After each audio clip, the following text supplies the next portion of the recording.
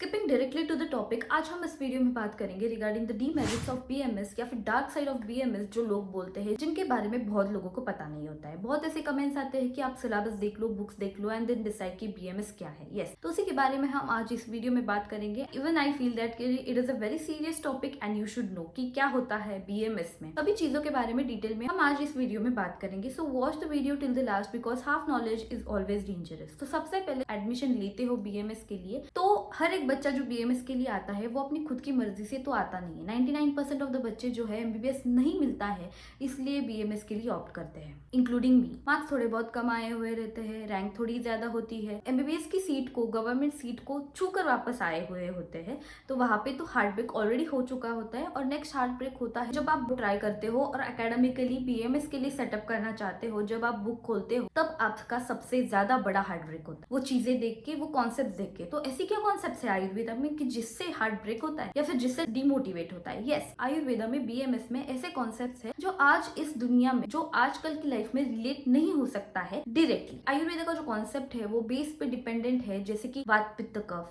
सप्त धातु। ये जो शब्द है आपने अभी तक सुने भी नहीं होंगे। इनफैक्ट आत्मा, मन, इनके गुण, इनके कार्य, ये सभी चीजें आपको बीएमएस में पढ़ने के लिए पड़ती है। तो क्या इतना ही होता है? नहीं, इसके अलावा हमें मॉडर्न भी पढ़ना पड़ता है, just like the MBBS students. लेकिन इसके साथ हमें ये भी लेकर चलना पड़ता है। तो ये सभी जो संहिता है, चरक संहिता, सुश्रुत संहिता, वाग्भट संहिता, इनमें जो चीजें हैं वो आज भी हमें पढ़नी पड़ती है। तो मॉडर्न के साथ साथ आयुर्वेदा तो पढ़ना पड़ता ही है। मॉडर्न में कोई प्रॉब्लम नहीं है, आपको एनाटॉमी पढ़ना पड़ता है, उसमें कोई भी चेंजेस नहीं है। फिजियोलॉजी पढ़ना पड़ता है, उसके साथ जब आप बीएमएस पढ़ते हो तो डिसेक्शन भी होता है, फिजियोलॉजी के प्रैक्टिकल्स भी होता है, तो उसमें ज्यादा कुछ भी प्रॉब्लम नहीं होता है। लैंग्वेज बैरियर के बारे में बात करें तो ऑब्वियसली मॉडर्न जो सब्जेक्ट्स होते हैं वो आपको इंग्लिश में ही लिखने पड़ते हैं। बहुत लोग ऐसा ट्रोल करते हैं कि बीएमएस में इंग्लिश में, मराठी में आंसर लिखते हैं, मॉडर्न को ही मराठी में लिखता है। इतनी भी बुरी हालत नहीं है बीएमएस की कि मराठी में या हिंदी में मॉडर्न सब्जेक्ट्स के आंसर लिखने पड़े। संस्कृत की बात करें तो संस्कृत एक बैरियर नहीं है। बहुत लोग ऐसे बोलते हैं जो वीडियो बनाते हैं कि डीमेरिट में संस्कृत एक लैंग्वेज डीमेरिट है। संस्कृत लैंग्वेज कभी भी डीमेरिट नहीं था।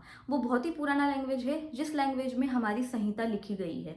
तो कोई भी आपको अभी फोर्स नहीं करेगा कि संस्कृत में बोलो, आप बीएमएस डॉक्टर हो। नहीं, ऐसा बिल्कुल भी नहीं है। सिर्फ जो बुक्स रहती है वो आपको उस रेफरेंस के साथ ट्रांसलेशन देती है, तो आपको संस्कृत पढ़ना ही पड़ेगा। तो ऐसा बिल्कुल भी नहीं है। फर्स्ट ईयर में सिर्फ आपको एक सब्जेक्ट है संस्कृत करके, grammar and very few basic things जो आप कवर कर सकते हो, वो आपको फर्स्ट ईयर में पढ़ाई जाती है। सेकेंड ईयर, थर्ड ईयर में संस्कृत सेपरेट लैंग्वेज नहीं है। तो संस्कृत जो है वो आप कवर कर सकते हो। अगर आपको डर लगता है तो संस्कृत के क्लासेस भी अवेलेबल है। संस्कृत कभी भी डीमेरिट नहीं था। रही बात तो किस लैंग्वेज में पढ़ना है, तो जो आपको श्लोक रहता है सामने, उसका जो ट्रांसलेशन रहता है वो इंग्लिश में आप अगर प्रेफर करना चाहते हो तो इंग्लिश में बुक्स मिल जाएंगी, हिंदी, मराठी या फिर कोई भी लैंग्वेज जो आप प्रेफर करना चाहते हो। जैसे कि मैं प्रेफर करती हूँ मराठी लैंग्वेज, तो ऑब्वियसली मैं जो संहिता है वो मराठी में पढ़ती हूँ। अगर संहिता मुझे कुछ अच्छी नहीं लगती है तो मैं हिंदी में भी पढ़ लेती हूँ, और मॉडर्न जैसे मैंने बताया इंग्लिश में ही लिखती हूँ। तो जब फर्स्ट ईयर में आते हो तो जैसे मैंने बताया कि ऐसे कॉन्सेप्ट है जो रिलेट ही नहीं कर सकते हो, and this is the thing कि जब आप डिमोटिवेट हो जाते हो। अब क्योंकि मैं खुद हो गई थी, मेरा भी बहुत ही अच्छा स्कोर था, गवर्नमेंट सीट को छू के वापस आई थी, वहां पे ऑलरेडी मेरा हार्ट ब्रेक हो चुका था, और जब मैंने आई एकेडमिकली प्रिपेयर करना स्टार्ट किया तो सबसे मेरा हार्ट ब्रेक हुआ था उस टाइम पे। एंड आई डिसाइडेड कि मैं सिर्फ डिग्री लूंगी, आगे का पता नहीं, मैं शादी कर लूंगी और मुझे आगे पढ़ना ही नहीं है, ये मेरा फाइनल हो चुका था। एंड रियली फर्स्ट ईयर में मैंने कुछ भी ज्यादा पढ़ाई नहीं की। यहाँ तक आई कैसे मैं, लेट्स टॉक अबाउट इट। थोड़ी और चीजें हैं जो फर्स्ट ईयर में आप फेस करोगे। तो पदार्थ विज्ञान करके एक सब्जेक्ट है, बहुत ही ज्यादा रिलेटेबल चीजें हैं, आत्मा,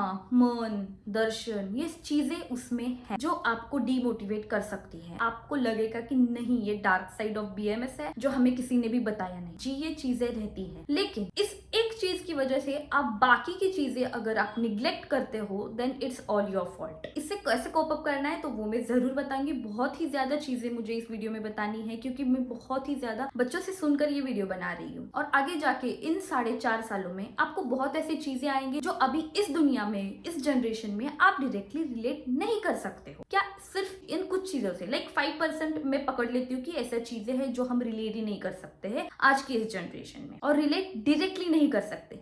लेकिन अगर सोचा जाए, अगर एक ज्ञानी व्यक्ति जो है, मतलब एक स्कॉलर है आयुर्वेदा का, वो उससे अगर आप जाके पूछोगे कि ये चीजें क्यों है बीएमएस में जो हम रिलेट ही नहीं कर सकते, तो वो आपको जरूर बताएगा मॉडर्न एस्पेक्ट से कि कैसे ये चीजें इंपॉर्टेंट है आज की भी लाइफ में। तो इतना स्कॉलर तो मैं हूं नहीं, इसलिए मैंने ये 5% में रखा है कि वो डायरेक्टली हम कोरिलेट नहीं कर सकते हैं। जैसे कि मैंने एक सब्जेक्ट बताया पदार्थ विज्ञान की, उसमें ऐसी चीजें हैं जो आपको रट्टा मारनी पड़ती है सिर्फ और सिर्फ एग्जाम में पास होने के लिए। तो क्या सिर्फ इन चीजों की वजह से बीएमएस आप छोड़ दोगे या फिर डिमेरिट कहोगे उसको? What's the solution? यस, तो लेट मी टेल यू, ये जो कॉन्सेप्ट्स है वो काम करती है या नहीं करती है। तो जैसे ही मैंने सेकेंड ईयर में क्लिनिक ज्वाइन किया, आई वाज विद की टाइम पास करने के लिए मैंने क्लिनिक ज्वाइन किया था, और ये सबको पता है कि मुझे इंटरेस्ट ही नहीं था बीएमएस में। आफ्टर 2 to 3 मंथ्स मैंने खुद से देखा। सबसे पहले तो मैंने आईबीएस, इरिटेबल बाउल सिंड्रोम का पेशेंट देखा जो 10-12 साल से बहुत ही ज्यादा उससे तंग था। उसने वैरायटी ऑफ ट्रीटमेंट्स लिए हुए थे, बहुत ही लाखों में पैसा उसने खर्च किया था, लेकिन उसको कोई भी रिलीफ नहीं था। जिस क्लिनिक में मैं प्रैक्टिस करने के लिए जाती हूँ, उनको किसी ने तो बताया था कि वहां पे ट्रीटमेंट अच्छा मिलता है, तो वो आए थे वहां पे। तो 2 to 3 मंथ्स उनके पहली बेसिक ट्रीटमेंट हुई, फिर पंचकर्म हुआ, फिर उसके बाद पत्ते अपत्य फॉलो किया उन्होंने। 2 to 3 मंथ्स में उनको रिलीफ हुआ, and even he was shocked कि 10-12 साल में जो नहीं हो पाया वो आज हुआ है आयुर्वेदा के ट्रीटमेंट से। एंड वो मेरा पहला पेशेंट था। I still remember him, he was from Karad. तब से मैं खुद विश्वास करने लगी इन कॉन्सेप्ट्स पे। यस, इनका डायरेक्टली कोरिलेशन तो नहीं है, लेकिन अगर आप एक अच्छे टीचर के साथ हो, आपको एक अच्छा गाइडेंस जरूर मिल जाएगा। ये जो कॉन्सेप्ट्स है वो क्यों इंपॉर्टेंट है, ये कॉन्सेप्ट से ही हम कैसे ट्रीटमेंट कर सकते हैं, ये चीजें आपको वही बताए। तो ये सभी चीजें हम डायरेक्टली तो नहीं बता सकते कि वात, पित्त, कफ क्या है, धातु, रस, रक्त, मांस, मेद, ये बोलेंगे लोग, बोलने वाले लोग तो बोलेंगे कि नहीं ये चीजें तो है नहीं, डायरेक्टली इनका तो कुछ प्रूफ नहीं है। आई अग्री, बट ये चीजें जो है आप्तोपदेश मतलब इन पे हमें ट्रस्ट करना है, and you have to go with the all this concept if you want to succeed in your life. The things that you face, कि आपने बुक खोला है, ये तो कुछ भी रिलेट नहीं कर सकते हैं। ये कुछ मतलब थोड़े बहुत ऐसे टॉपिक्स है बीएमएस में कि आत्मा क्या है, गुण क्या है। Just read it and move ahead, just read it for exam point of view and move ahead. क्योंकि पुरानी संहिता जब हम पढ़ते हैं तो जो काम की चीजें हैं उसके साथ ये चीजें भी थोड़ी बहुत हमें पढ़ने पड़ेंगी। वो बुक्स जो है अभी तक किसी ने मॉडिफाई नहीं किया है, वो जैसा है वैसे ही हम आज पढ़ रहे हैं। तो वो जैसा उस टाइम पे था वैसे ही चीजें हम आज पढ़ रहे हैं। फॉर एग्जाम्पल ईयर्स की प्लास्टिक सर्जरी दी है सुश्रुत संहिता में, तो वो उस टाइम पे थी। अभी बहुत सारे मॉडिफिकेशंस है, रिसर्च हुआ है, and various surgeries are there. वो सिर्फ you have to just read it, just for exam point of view. आपको उसका कुछ लेना देना है नहीं, आपको आगे बढ़ना, just you have to do this things. And जो चीजें आपको लगता है कि हाँ ये कुछ रिलेट कर रहे हैं, हम इस डिसीज का ज्यादातर कोई ट्रीटमेंट नहीं है और ये रिलेट कर पा रहे हैं, ये चीजें अवेलेबल है, तो इसकी तरह ये भी चीजें अवेलेबल है। कॉन्सेप्ट्स आप लेकर मॉडर्न एस्पेक्ट से देखते हो उस चीज को, तो आप जरूर सक्सीड हो जाओगे, and you will be unique in your pathy. Clinic के जो हमारे डॉक्टर है, जब उन्होंने क्लिनिक स्टार्ट किया था तो बहुत लोगों ने उनको बोला था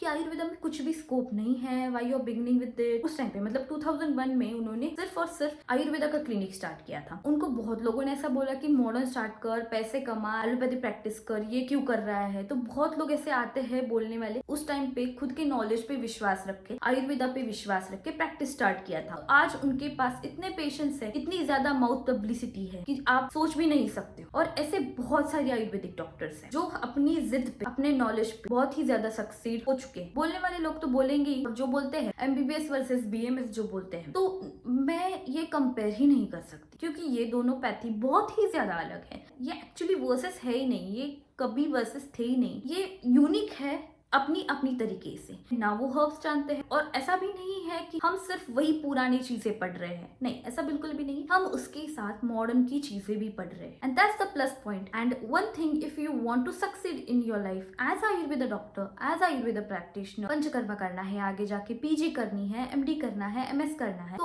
अभी से जो दिया है उसे पेशेंटली पढ़ो, उस पर ट्रस्ट करो, ज्वाइन द क्लिनिक। मतलब मैंने अगर क्लिनिक ज्वाइन नहीं किया होता तो मुझे पता ही नहीं चलता कि बहुत सही ट्रीटमेंट मिलती है आयुर्वेदा से। यस, एमबीबीएस से मिलता है, ऑब्वियसली एलोपैथी से मिलता है, होम्योपैथी से मिलता है, मैं नहीं कहूंगी नहीं मिलता है, लेकिन जो कहते हैं लोग, जो कंपेयर करते हैं, उनके लिए मैं जरूर कहूंगी कि जब सभी ऑप्शंस खत्म हो जाते हैं तब आयुर्वेदा काम करता है। इसके आगे I try to bring out the cases to you. Once again I would like to tell you, अगर आप बीएमएस ऑप्ट कर रहे हो, you must have this two thing, one is trust and second is patience. इसके अलावा कोई और भी डाउट है तो मुझे जरूर कमेंट सेक्शन में पूछ सकते हो, या फिर इंस्टाग्राम पे मुझे टेक्स्ट जरूर कर सकते हो। Link is already given in the description. Thank you and all the best.